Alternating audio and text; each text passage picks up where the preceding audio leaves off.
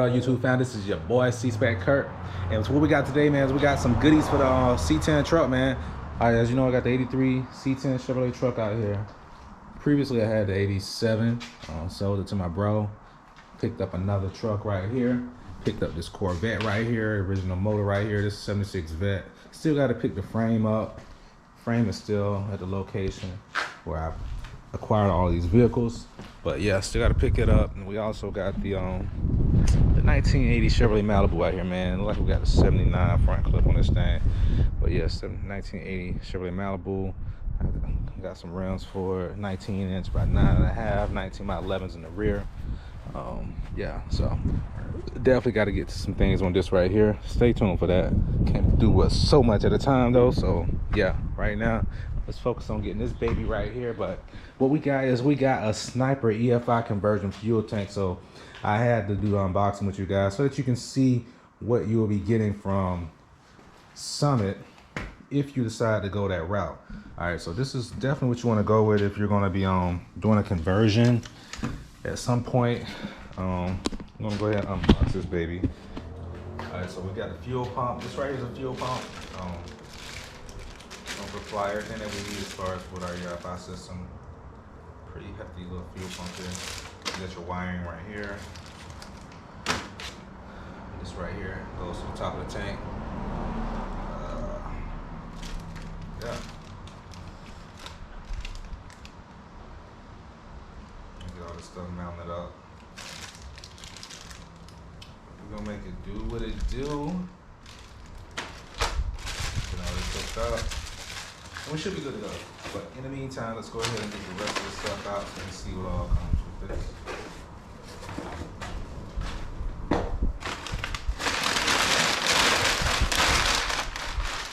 Save all my paper just in case I run into any problems. You just never know. Okay. Next thing we have here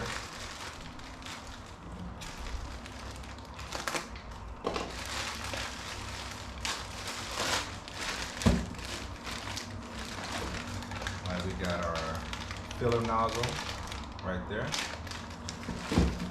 We got our gaskets, as you can see right here. Got all of our little bolts to secure the filler nozzle, gaskets, and so on.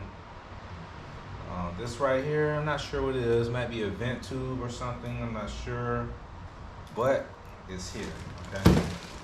Let's see. If your tank can't supply with a remote mount aluminum rollover valve, it must be mounted in a vertical position. It should be mounted as high as or higher than your filling neck. All right, so this is a vent tube right here that I just showed you guys for the vehicle. Okay, so mine didn't come supplied with this, so I don't know. We just see how things go with that. Okay, but this is all of our hardware right here.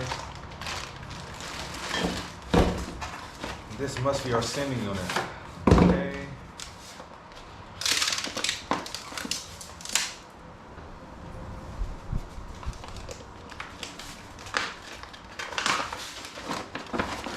All right, gang. It's gotta be the sending unit right here. Okay. Yes, that's definitely what it is. We got our float ball right here, as you can see.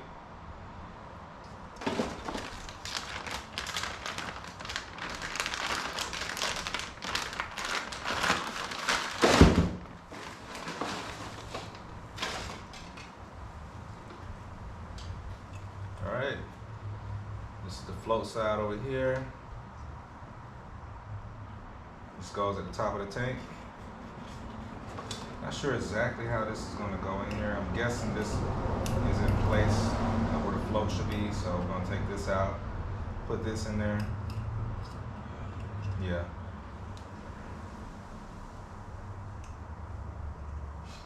All the way full. And of course, all the way empty. Okay, so yeah, so we got that out the way. Sending unit instructions.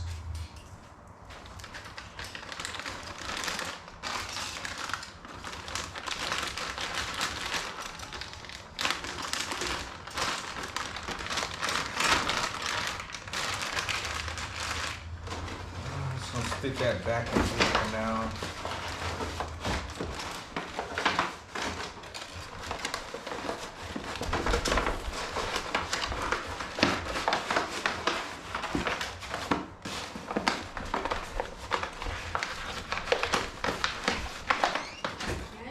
We got this right here.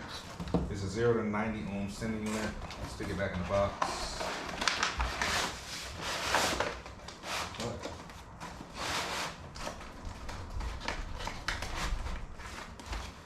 All right, last but not least is we got our fuel tank.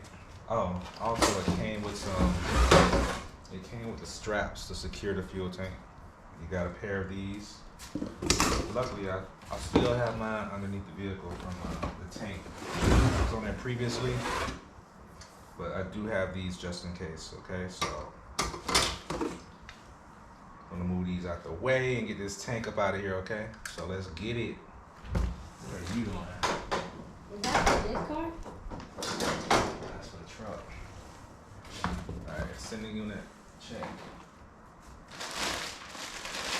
Hardware.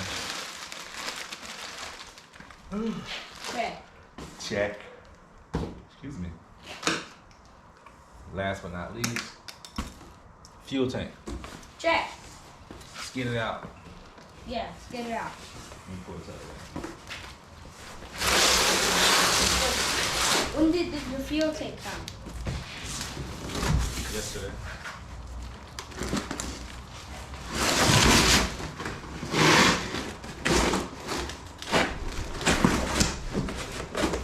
Don't drop it hard.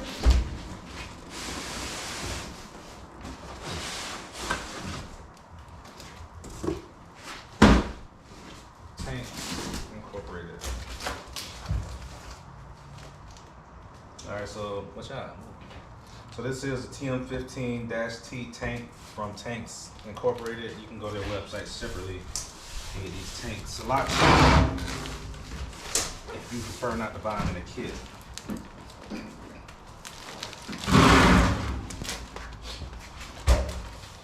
Dang.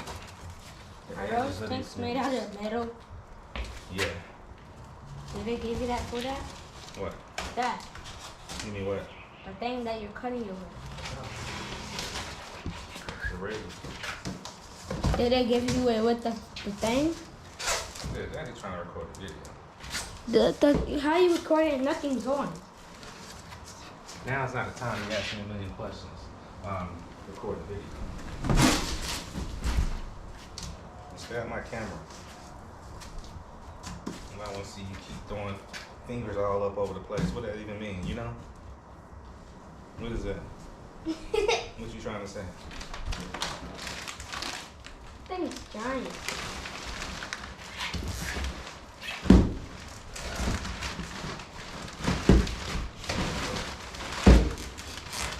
It's giant, Daddy.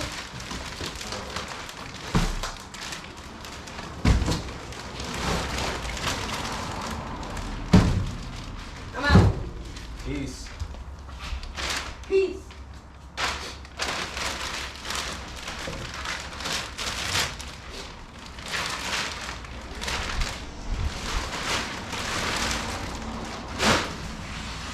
Alright, gang. Behold, that is our fuel tank. Fresh, powder coated.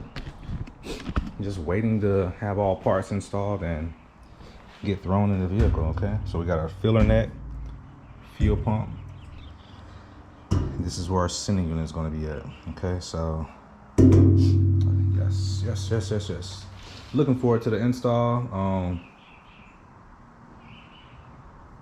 Guess I'll go ahead and try to start getting things prepped up. But yeah, I just want to unbox this with you guys so that you guys can see everything going on with the truck so far, man. We're trying to make progress. Gotta get all this stuff thrown on here, and yeah, let's throw a few parts on and see how it turn out. Right there again. So what I'm doing now is I'm setting up this fuel sending unit. And as you can see right here,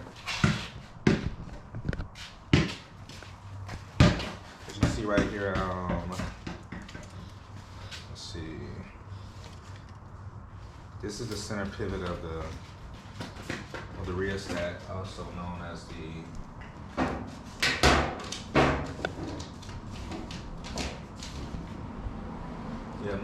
pivot point right here, which is the center of the rheostat. This needs to be. Isaiah, please move away with that ball. I'm in here trying to record and stuff. This is supposed to be at the center of the tank, and that's after having your gasket in between the sending unit and the tank, which is going to bring this up an eighth of an inch. This should be at the center of the fuel tank.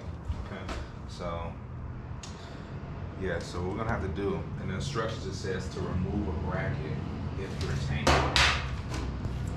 is a certain depth. For tanks of depth of 6 inches to 15.5, it would be necessary to remove the lower mounting bracket. This right here is the lower mounting bracket right here that the sending unit is currently on. So we're going to take this bracket, sending unit off of this lower bracket, and we're going to mount it to this main bracket right here. This is just for tanks that are of a greater depth, and we're not going to be needing all of that, okay? So let's go ahead and take this bracket off right here. Again, this is the secondary bracket here. This is the main bracket, which is mounted to the sending unit mount. So I'm gonna go ahead and remove this bracket, and we'll relocate the sending unit rheostat right up here on this bracket, okay? Let's get to it. All right, check it out. Gang. All right.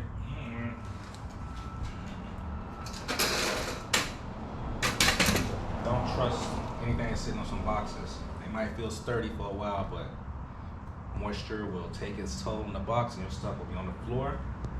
So anyway, I'm just coming to you, let you see what I've done. We got the sending unit in place. Last thing I told you, I was gonna remove the bar.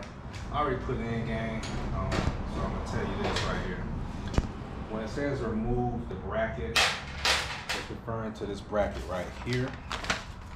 So if you look at the instructions, it says cut off excess mounting bracket to rheostat. It's not talking about this little flangey looking thing.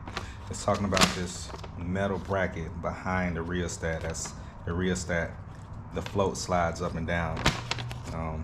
First of all, you want to remove the secondary bracket. It's two brackets. The main one was connected to the mounting point, and then you have the secondary one for tanks that are deeper. But if it's not within a certain depth, as it says here, for tanks depths of 6 inches to 15.5, it will be necessary to remove the lower mounting bracket because it can accommodate without the need of this bracket here. All right, so we remove that bracket. We cut off the excess float arm, which is this little metal rod right here. We cut that off, as you can see. Well, you can't see because it's in the tank, but we already done cut all that off. So that's taken care of right there. Do not cut off this little flange here that stops this float arm from moving in either direction. All right, I was thinking of that at first. I saw another video and I was like, oh, okay. All right, so be sure that when you're measuring, you're accommodating for the gasket. The gasket is 1/8 inch thick. Put it in place and measure with your tape measure that way. I got tape measure right here to drop in the tank, see what the depth is. And you're gonna need tape measure for setting the depth of the fuel pump also, so that you can cut off any excess tubing and all that good stuff. All right, so this is what it looks like right here. I had to remove the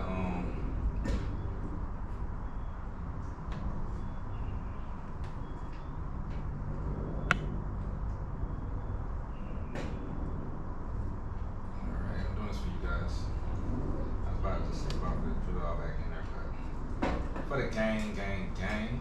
All right.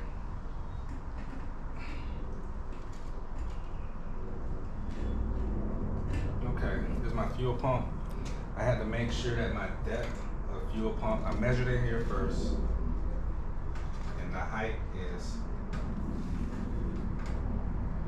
10 inches and 3/8. It's just like 10 1/4 plus 2.